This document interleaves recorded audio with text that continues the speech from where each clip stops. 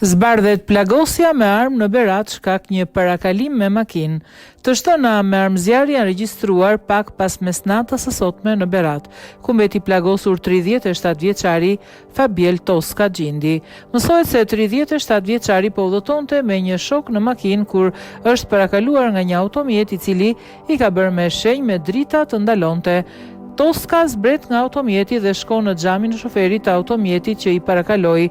Moment ky kur është plagosur prej tij me një plumë në bark. Rreth orës 00:55 është dërguar në spital për ndihmë mjekësore shtetasi FT-X, 37 vjeç banues në Berat, i plagosur me armëzjarri në rrethana ende të paqarta në hyrje të qytetit.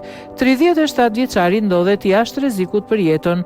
Menjëherë është ngritur grupi hetimor dhe në drejtimin e prokurorisë vijojnë intensivisht hetimet për zbardhjen e rrethanave dhe sigurimin e provave me qëllim dokumentimin ligjor të ngjarjes, identifikimin dhe kapjen e autorëve, njoftoi policia.